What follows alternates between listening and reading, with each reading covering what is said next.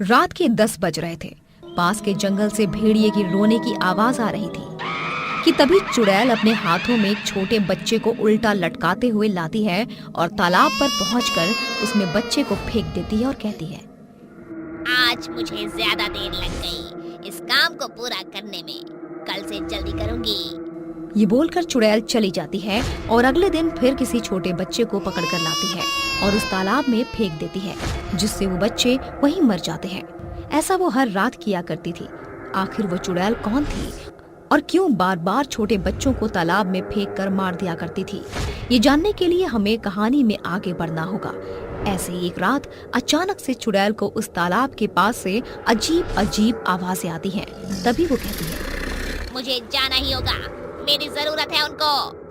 ये बोलकर चुड़ैल गांव की तरफ जाती है और फिर किसी माँ बाप के पास से उसके छोटे बच्चे को उठा लेती है। अगर कोई देख लेता तो उस पर वो अपना जादू चलाकर बांध दिया करती थी।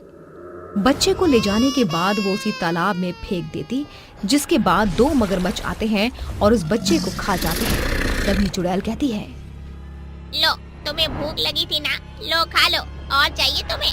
चुड़ैल के ऐसे कहते ही वो दोनों मगरमच्छ अपना बड़ा सा मुंह खोलते हैं और डरावनी आंखें दिखाते हैं। फिर चुड़ैल कहती है, इसका मतलब तुम्हें अभी और भूख लगी है, मैं और बच्चों को लेकर आती हूँ।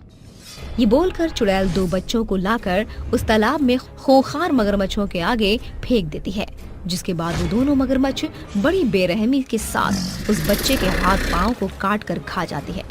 ऐसा करता हुआ चुड़ैल को गांव का एक आदमी देख लेता है, जो बहुत डर जाता है और घबरा कर भागने लगता है। मगर चुड़ैल उसे पकड़ लेती है और वो कहती है, आइए, आपका इंतजार था, आइए, आपका इंतजार था। छोड़ दो मुझे, जाने दो। अच्छा, जाने दो तुम्हें, पर तूने तो मुझे देख लिया है, अब तू नहीं बच सकता, अब तुझे मरना ही होगा। ये बोलकर चुड़ैल अपने लंबे नाखूनों से उसके मुंह पर एक तेज निशान मारती है और उसे कच्चा खा जाती है, जिसके बाद वो आदमी मर जाता है और वो बोलती है, अच्छा हुआ इसे मैंने देख लिया, वरना गांव वालों को जाकर मेरे बारे में सब बता देता। ऐसे ही अगली रात वो चुड़ैल एक बच्चे को उठा कर ले जाती है। वो बच्चा बहुत रोता है। तभी वो चुड़ैल कहती है, चुप हो जा, एक आवाज नहीं आनी चाहिए रोने की, मैंने बोला चुप एकदम, इसका तो रोना बंद ही करना पड़ेगा मुझे। चुड़ैल इतना कहते ही उस बच्चे को जोर से जमीन पर फेंक देती है। सर में लगने की वजह से बच्चा वहीं मर जाता है। फिर चुड़ैल बच्चे को उसी तालाब में मगरमच्छ के हवाले कर देती है और दोनों मगरमच्छ उस बच्चे की बोटी बोटी को खा जाते हैं। और चुड़ैल कहती है, अगर तू चुप हो जाता तो मुझे तुझे इतनी बुरी मौत नहीं देनी पड़ती, कोई नहीं बचेगा मेरे कहर से, चाहे मुझे 1000 बच्चों को क्यों ना मारना पड़े। चुड़ैल को ऐसा बोलते हुए शीला देख लेती है और वो अपना मुंह बंद करके जल्दी से गांव के सरपंच के पास जाती है और सरपंच को उस चुड़ैल के बारे में सब बता देती है। तभी वो सरपंच कहता है, क्या मतलब? बच्चों को कोई और नहीं बल्कि एक चुड़ैल ही गायब कर रही है, जो गांव के बाहर वाले तालाब में फेंक देती है। हाँ सरपंच जी, कुछ कीजिए वरना गांव का सारा भविष्य उस मगरमच्छ के पेट में होगा और सब बेऔलाद हो जाएंगे। कल मेरी बहन भी बहुत रोई, उसके 6 महीने के बेटे को वो चुड़ैल उठा कर ले गई और हम कुछ भी न कर पाए।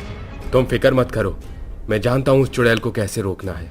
ये बोलकर सरपंच एक भैरव बाबा के पास जाता है, जो कि चुड़ैलों को पकड़ने में माहिर थे।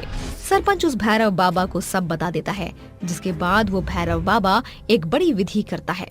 उसके मंत्र पढ़ते ही वो चुड़ैल उसके बनाए हुए घेरे में आ जाती है और कहती है, हे तांत्रिक, तूने ठीक नहीं किया मुझे यहाँ बुलाकर, ना ना ना, यहाँ मैं नहीं, तेरी मौत आई है, छोड़ मुझे, बंद कर मंत्र पढ़ना, छोड़। तांत्रिक के मंत्र पढ़ते ही चुड़ैल बौखला जाती है, क्योंकि उसे तकलीफ होने लगती है। तभी उसे मगरमच्छ की आवाज आने लगती है और वो कहती है, छोड़ मुझे तांत्रिक, छोड़, मेरे बच्चे मुझे बुला रहे हैं, मुझे उनके पास जाना है। तेरे बच्चे कौन हैं? तेरे बच्चे और कहाँ हैं? बता, वरना तुझे तेरे बच्चों के पास जाने नहीं दूंगा। छोड़ दे तांत्रिक, मुझे मेरे बच्चे रो रहे हैं। तांत्रिक उस पर भस्म फेंकता है। तकलीफ में आकर वो बोलती है, बताती हूँ। कुछ समय पहले की बात है, मैं जंगल में अपने दोनों बच्चों के साथ झोपड़ी में रहा करती थी। तभी लकड़ी खत्म हो गई तो मैंने अपने बच्चों से कहा, बच्चों, लकड़ी खत्म हो गई है, मैं अभी लेकर आती हूँ। माँ, हम अकेले नहीं रह सकते, हमें भी ले चलो। हाँ हाँ माँ, हम अकेले क्या करेंगे, अगर कोई शेर आ गया तो? तुम दोनों सही बोल रहे हो, मैं तुम्हें अकेला नहीं छोड़ सकती, मेरे साथ ही चलो दोनों। कजरी इतना कहते ही अपने दोनों बच्चों के साथ आगे के जंगल में पहुंच जाती है और कहती है, बच्चों, मैं लकड़ी काटती हूँ, जब तक तुम दोनों यहीं खेलो, ठीक है? ठीक है माँ। ठीक है माँ। बच्चे इतना बोलकर खेलने लगते हैं और कजरी लकड़ियां काटने लगती है। कुछ देर में बच्चे खेलते खेलते आगे की तरफ चले जाते हैं, जहाँ एक साधु बाबा अपनी तपस्या में लीन होते हैं। बच्चों को प्यास लगती है और वो बोलते हैं, बहुत प्यास लगी है, मुझे पानी पीना है। अरे वो देखो, सामने कलश है, उसमें पानी होगा। हाँ, उसी पानी को पी लेते हैं। हाँ। बच्चे उस पानी को पीने चले जाते हैं, लेकिन गलती से उनके हाथ से साधु बाबा का पानी का कलश गिर जाता है। तभी आवाज से साधु बाबा की आंखें खुल जाती हैं और गुस्से से बोलते हैं, पाखंडी बालको, तुम्हारा ये दुस्साहस, ये ठीक नहीं किया। एक तपस्वी साधु की तपस्या को तुमने भंग किया है। कठोर दंड के भागीदारी बनोगे अब तुम। बच्चों को ढूंढती हुई कजरी वहां पहुंच जाती है और साधु का क्रोध देखकर सब समझ जाती है। तभी साधु उसे देखकर कहते हैं, तो तुम ही वो निर्लज्ज माँ हो जो अपनी संतानों को यहाँ छोड़ गई। तुम्हारी संतानों की वजह से मेरी बरसों की तपस्या भंग हो गई, जिसके लिए मैं तुम्हें श्राप देता हूँ कि तुम्हारे बच्चे मगरमच्छ बनकर तालाब में खाने को तरसेंगे और तुम उनके लिए तरसोगी। नहीं बाबा, क्षमा कीजिए, मेरे बच्चों को क्षमा कर दीजिए, मगर ऐसा कठोर श्राप मत दीजिए। तो इसी दंड के लायक है। साधु बाबा इतना कहकर चले जाते हैं और उसके दोनों बच्चे मगरमच्छ बन जाते हैं। ये देखकर कजरी बहुत रोती है और कुछ वक्त बाद दोनों मगरमच्छ तालाब में रहने लगते हैं। जहाँ कजरी उसे तालाब में खाना डालकर खिलाया करती थी, ऐसे ही एक दिन वो आ रही थी कि एक कार वाला उसे मार डालता है, जिसके बाद वो चुड़ैल बन जाती है। मेरी मौत के बाद मैं चुड़ैल बन गई और अपने बच्चों को खाना देने लगी, लेकिन उनका इससे पेट नहीं भरता, तो मैंने गांव के बच्चों को गायब करना शुरू कर दिया, क्योंकि वो छोटे बच्चे मेरे बच्चों की भूख मिटाते थे। अब सब सुन लिया हो तो मुझे छोड़ दे, अपने बच्चों के पास मुझे जाना है। लेकिन एक शर्त पर ही, तुझे हमेशा के लिए ये गांव छोड़कर जाना होगा।